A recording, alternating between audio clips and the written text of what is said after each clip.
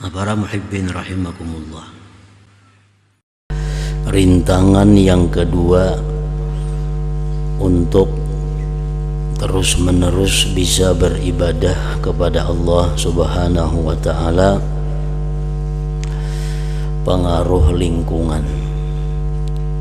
Maksudnya adalah al-khalqu, makhluk, dan lagi dimaksud dengan makhluk itu wabil khusus manusia. Pengganggu yang kedua dalam meneruskan ibadah kepada Allah adalah manusia.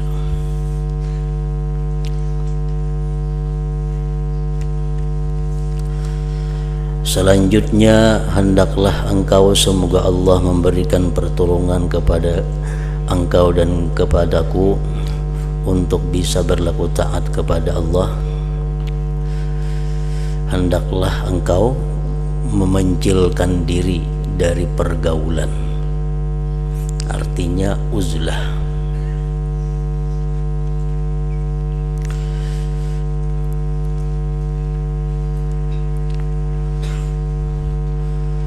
Agar bisa beribadah dengan teratur,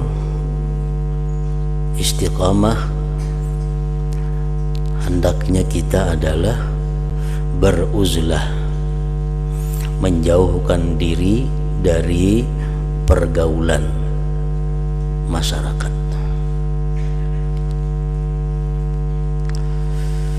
Ada dua macam yang namanya menjauhkan diri dari masyarakat itu.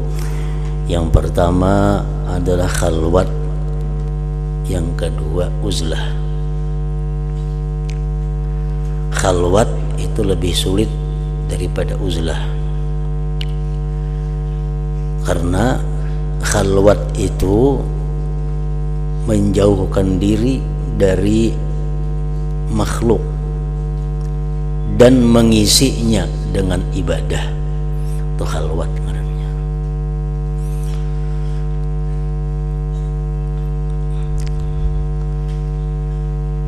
Baik di dalam kota atau di luar kota, di tempat-tempat terpencil.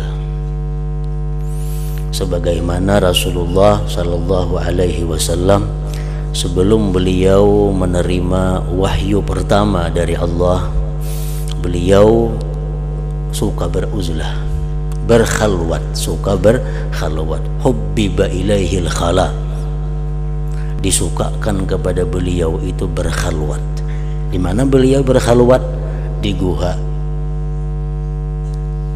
di Jabal Nur, Guha Hira. Jadi khalwat itu artinya menjauhkan diri dari pergaulan manusia dan mengisinya dengan ibadah. Itu khalwat, baik di dalam kota atau di tempat terpencil. Misalnya di rumah kita di tengah masyarakat andaknya, tapi kita begadang di kamar aja,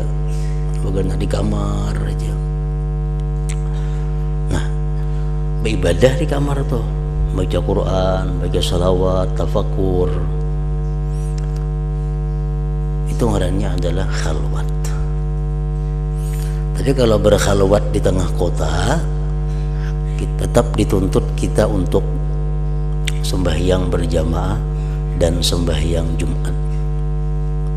Itu kalau berkhalwat di tengah kota, di dalam lingkungan masyarakat.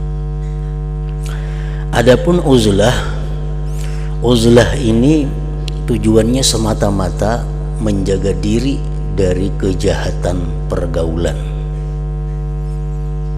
dan uzlah ini tempatnya mesti terpencil. Nah, itu perbedaan antara uzlah dengan khalwat. Khalwat kada penting kita ke tempat terpencil, tapi yang penting kita menyendiri dan beribadah. Itu khalwat.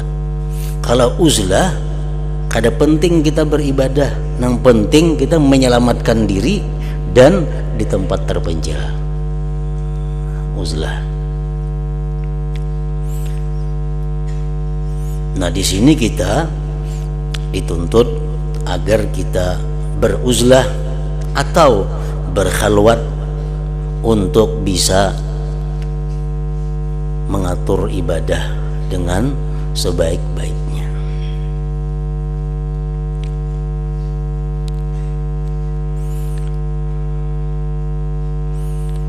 Kenapa uzlah atau khalwat itu diperlukan untuk bisa menata, mengatur ibadah? Sebabnya adalah dua hal. Pertama,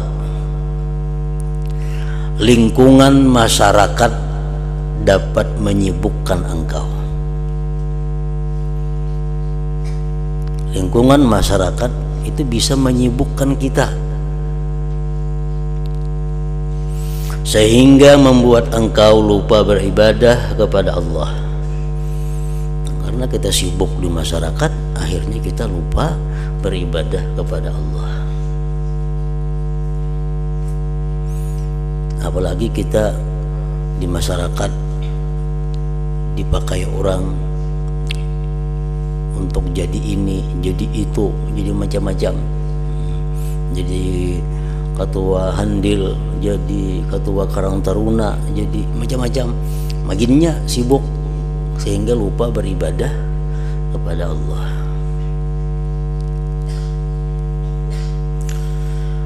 Menurut apa yang diriwayatkan dari sebagian ulama yang berkata, aku pernah melewati sekelompok orang yang sedang memanah. Ada orang sekelompok manusia latihan memanah.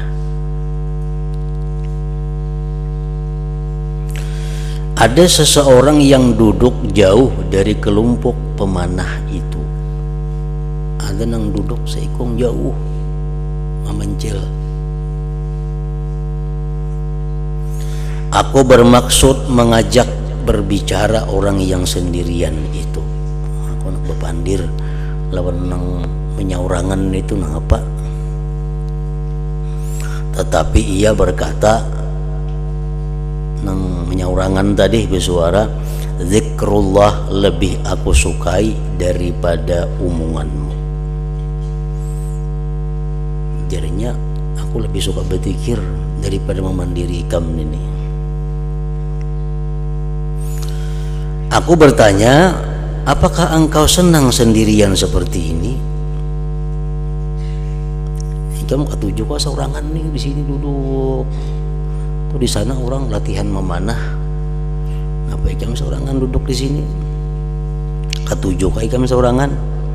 Ia menjawab, aku tidak sendiri, melainkan didampingi oleh Tuhanku dan dua malaikat pencatat amalku. Aku bertanya lagi, siapakah yang menang di antara mereka para pemanah? Siapa yang paling harap kira-kira pemanahan itu nah? Tukang latihan memanah tuh berlomba. Siapa yang paling menang? Siapa yang paling harap? Ia menjawab, orang yang dosanya diampuni Allah itulah yang menang.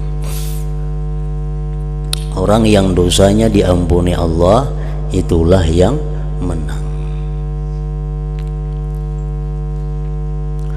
Aku bertanya lagi, manakah jalan menuju kepada Allah? Ia memberi isyarat dengan tangannya ke arah langit, menunjuk ke atas. Menunjuk ke atas maksudnya adalah beribadah kepada Allah Subhanahu wa ta'ala.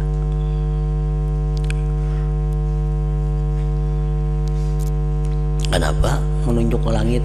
Karena langit itu adalah merupakan kiblatud doa, kiblatnya doa.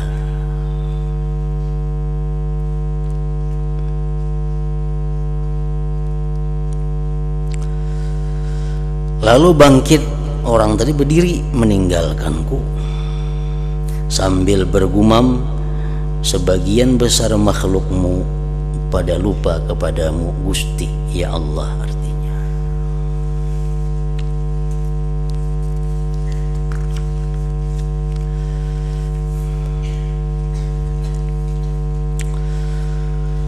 Kalau begitu masyarakat dapat membuat engkau lupa beribadah kepada Allah dan menghalangi engkau beribadah,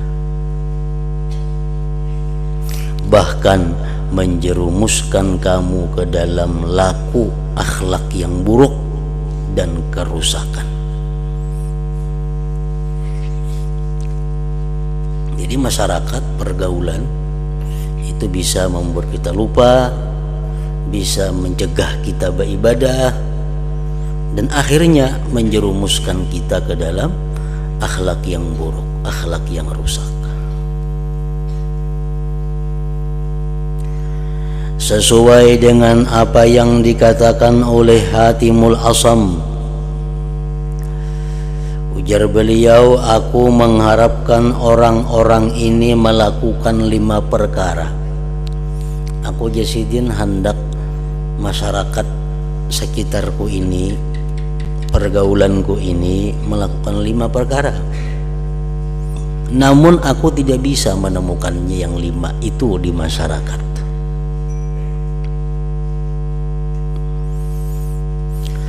Aku mengharapkan mereka berlaku taat kepada Allah dan zuhud dunia.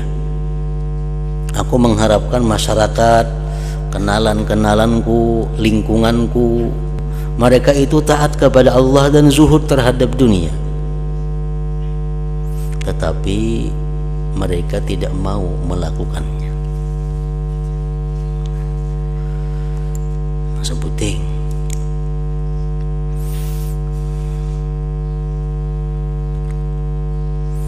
Aku mengharapkan orang-orang yang dekat dengan aku, yang kenal dengan aku, lingkunganku itu, aku kepingin mereka taat kepada Allah, mereka zuhud terhadap dunia.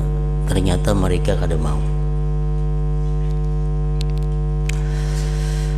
Aku lalu mengucap, jika kalian tidak mau taat dan zuhud, maka bantulah aku dalam masalah tersebut.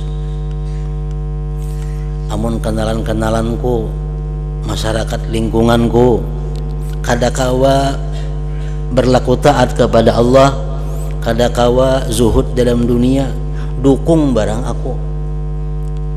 Aku hendak beribadah, aku hendak zuhud kepada dunia, dukung.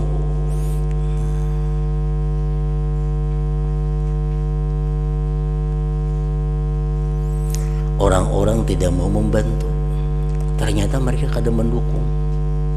Ternyata masyarakat, kenalan-kenalanku kada mendukung aku untuk selalu beribadah dan zuhud terhadap dunia. Yang ketiga, maka aku pun berkata, bila kalian tidak mau,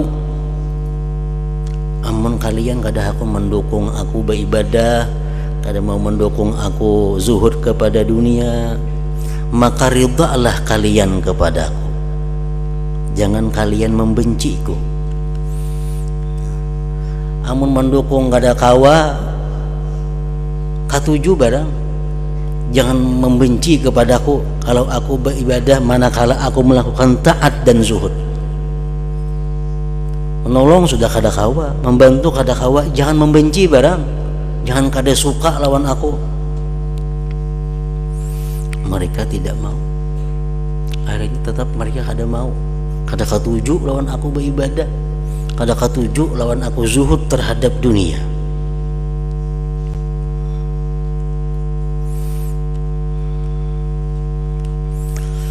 Nah yang keempat, maka aku berkata, kalau begitu, kalau kalian benci kepadaku karena aku selalu beribadah, zuhud terhadap dunia, kalau begitu janganlah kalian mencegahku bila aku hendak taat dan zuhud. Jangan mengganggu barang, jangan mencegah. Ayuhah kada senang, ayuhah benci mun aku beribadah, mun aku zuhud, silahkan benci, tapi jangan dicegah aku untuk berbuat ibadah dan zuhud kepada dunia. Mereka tetap saja mencegahku. Mereka mencegahku. Mencegah itu bukan artinya menghalangi secara langsung, kada. mereka berbuat hal-hal yang mana secara langsung atau kada langsung mengganggu aku. Contohnya kayak apa? Mengilangi umpamanya. Nah, otomatis terganggu aku beribadah. Yang mestinya aku membaca ini diilanginya, aku terganggu. Sudah tahu jam ini aku melakukan ini, datang, akhirnya mengganggu aku.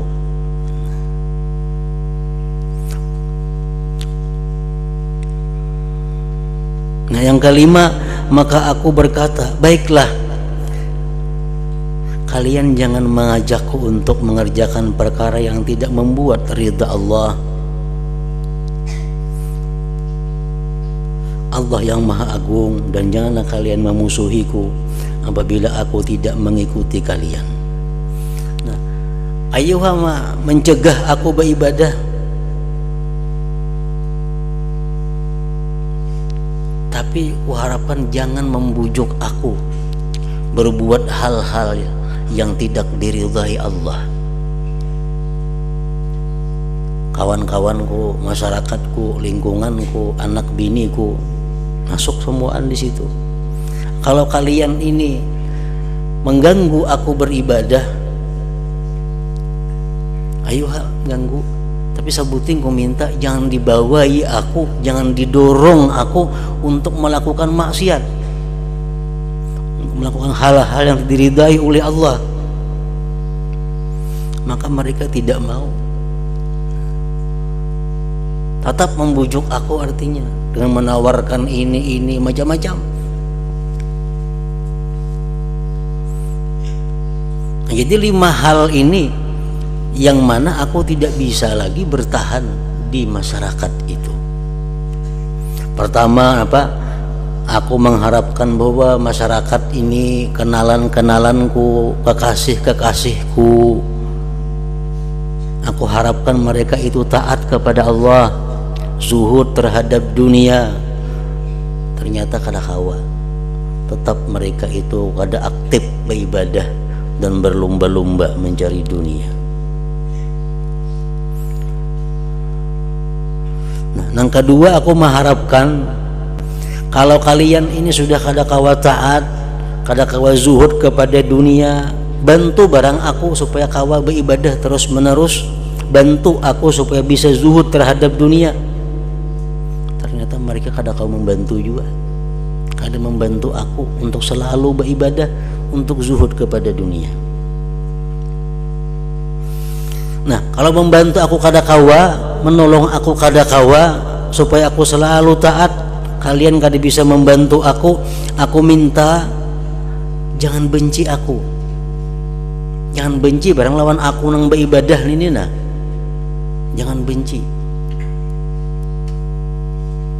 Ternyata mereka benci lawan aku. Kenapa?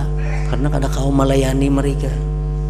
Aku sibuk beribadah, aku zuhud dengan dunia, sehingga kehendak-kehendak mereka kepada diriku kada takabul. Akhirnya mereka benci.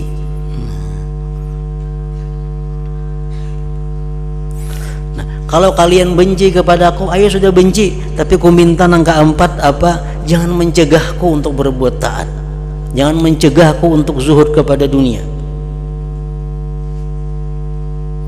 Ternyata mereka tetap mencegahku, menyibukkan aku dengan hal-hal yang membuat aku lupa ibadah.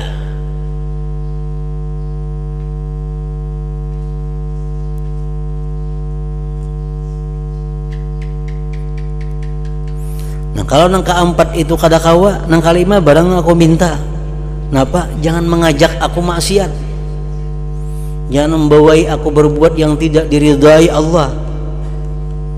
Ternyata kada kawa juga, mereka suka mengajak aku untuk mencari dunia, mereka suka mengajak aku untuk berlomba-lomba mencari dunia, mengganggu ibadah kepada Allah.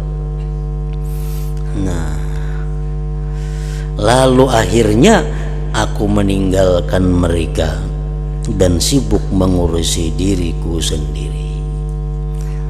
Jadi berhubung 5 perkara tadi kada aku dapati dalam lingkunganku, akhirnya aku tinggalkan mereka dan aku sibuk mengurus diriku.